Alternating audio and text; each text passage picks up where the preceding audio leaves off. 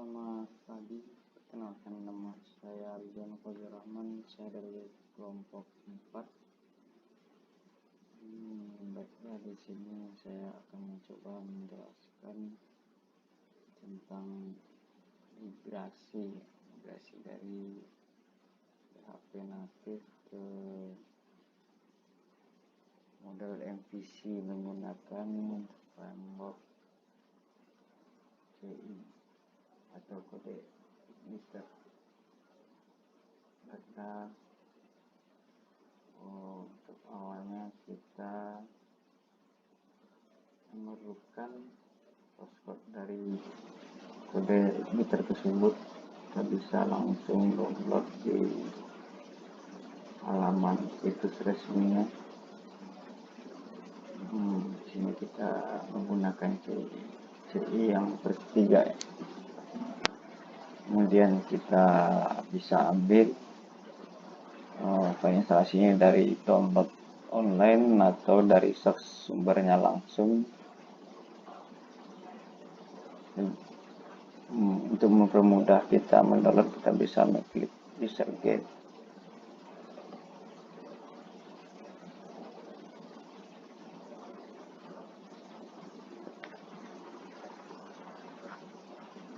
Di sini lengkap tutorial mengenai instalasi, penggunaannya.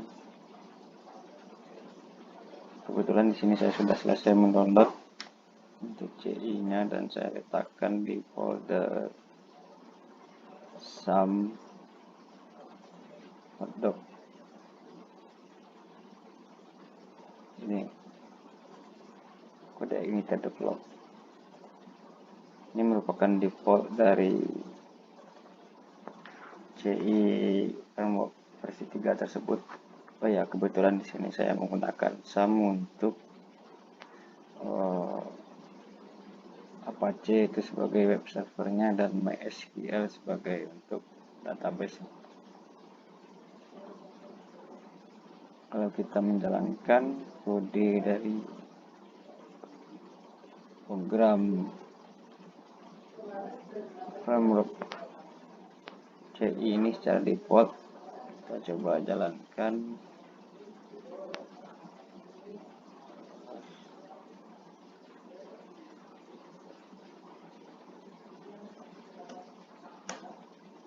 Akan tampil seperti ini. Ini menandakan bahwa program kita ini menandakan bahwa framework versi 3 itu telah berjalan. Ini untuk kita mengakses dari view-nya, kemudian ini untuk controller-nya. Ini berupa program default awal ini, dan kemudian ini message yang dikeluarkan sekian di sini.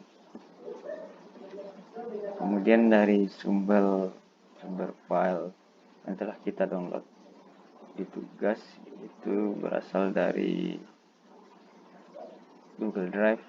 Kebetulan kita telah downloadnya dan kita taruh di hotdog juga, htdoc di build up EMA. Bullwhip ini semacam mitigasi risiko ya. Apabila terjadi permintaan dari pelanggan yang meningkat ataupun penurun untuk menjaga pasokan rantai makanan.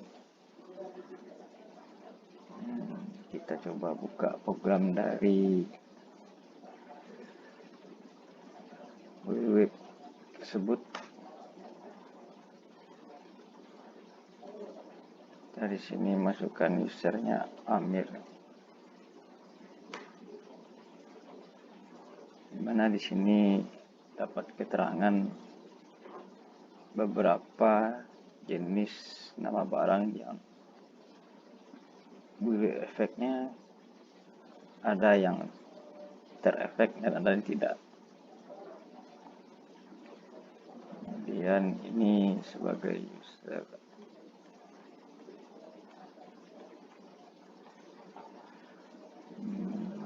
kita log passcode aja.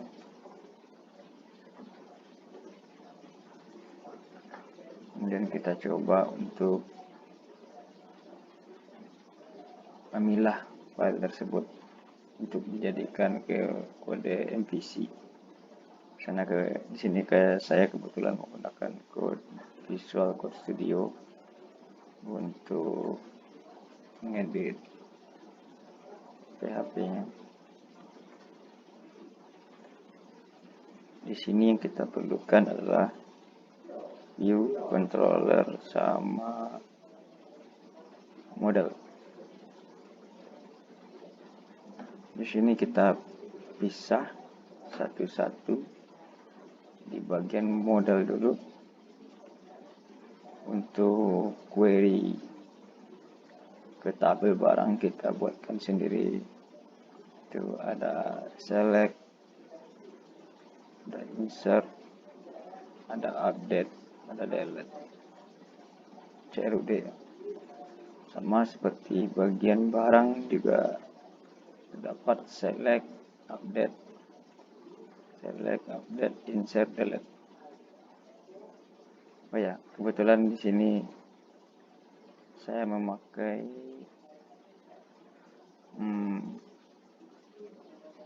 untuk database-nya bernama db.tugas.sql. Dimana kebetulan di sini database-nya sudah saya masukkan sebelumnya.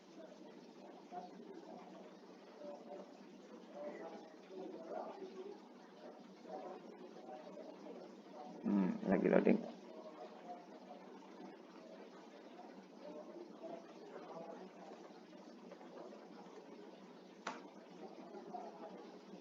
Di sini sudah saya masukkan, ada tabel bagian, tabel barang, tabel pegawai, semuanya sudah lengkap.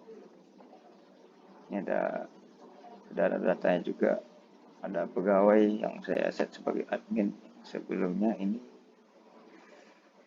Di program natif sebelumnya si pegawai ini admin ID bagiannya itu 1. Kemudian pada saat ini saya rubah ID bagiannya menjadi 7. Makanya si admin pada program yang lama itu nggak bisa login valid bagian karena bagiannya tidak sesuai.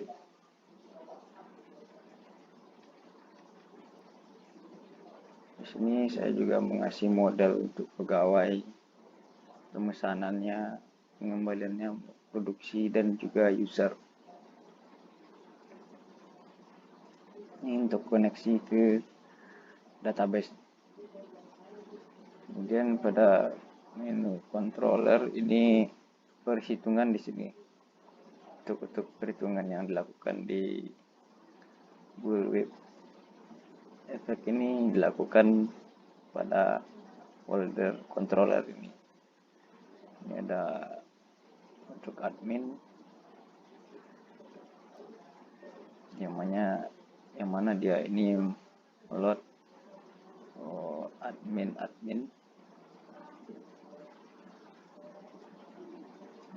Kemudian di controller bagian di sini ada metode index, tambah, simpan, hapus juga ada, kemudian edit, kemudian update juga.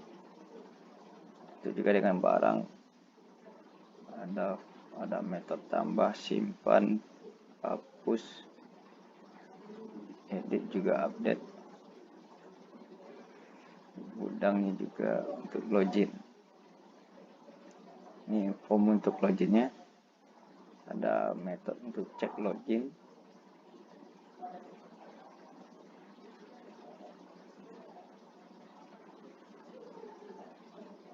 Kemudian ada untuk kontrol untuk manajernya. Begitu dengan pegawai, pesanan produksi, sama welcome, selamat datang. Dan untuk view di sini ada form untuk barang, ada form untuk pesanan. Ini ada form list pesanannya,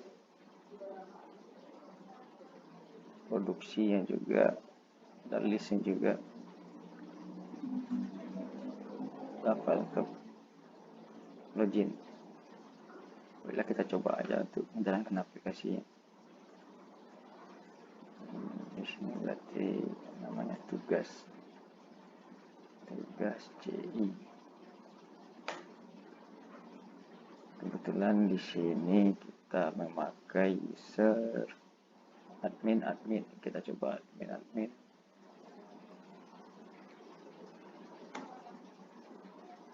Di sini kita bisa melihat menambahkan barang, menambahkan bagian, dan juga menambahkan pegawai. Kita coba untuk menambahkan pegawai. Sini pegawainya kita buat 9, username-nya misalnya Livia, passwordnya Livia juga. Nama pegawai Livia Asmita, nama pegawai Jakarta, nomor handphonenya terserah. Kemudian bagiannya kita isi bagian levelnya. Kebetulan Livia ini di bagian produksi, kita bikin produksi, kita simpan. Kemudian akan terbentuk satu record, yaitu Livia. Kemudian kita coba login pakai user yang lain. Tentunya pakai manager.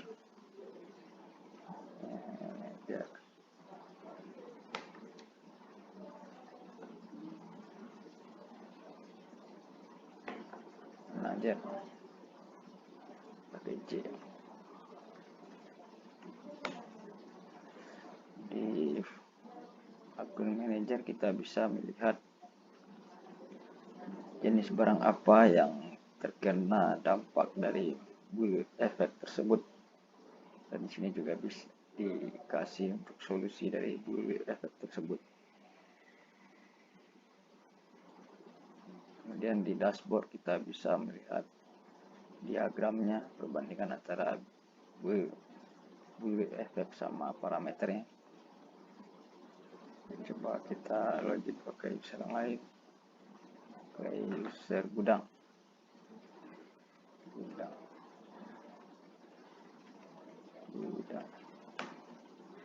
Di user gudang kita bisa untuk melihat stok barang, dan juga kita bisa untuk menambah pengembalian.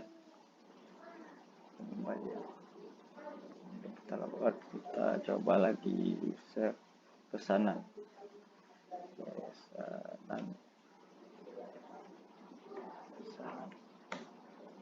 Di pesanan kita bisa melihat nama pemesannya, nama barang, dan jumlah barangnya. Kita bisa menambah untuk pesanan tersebut. Nanti saya bisa memasukkan untuk nama barang baru jika ada nama barang yang terbaru. Kemudian kita coba login pakai user yang terakhir, itu produksi.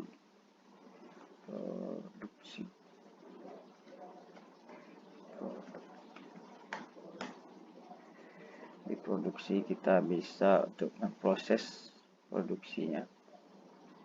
Contohnya ini Mandiri Cabang Pahlawan, titulan tunai jumlah pesanan 100 sudah diproses nih.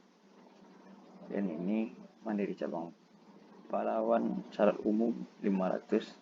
Kita bisa untuk prosesnya, kita buat jumlah prosesnya itu 400. Kita bisa mengatur lead time-nya di sini. Kasih satu aja, kita oke. Dan yang cabang tadi sudah diproses. Kemudian di tabel produksi kita bisa melihat apa aja yang telah diproduksi, ya tergantung dari lead time-nya juga ya. Sekian presentasi dari kelompok 4. Terima kasih. Assalamualaikum warahmatullahi wabarakatuh.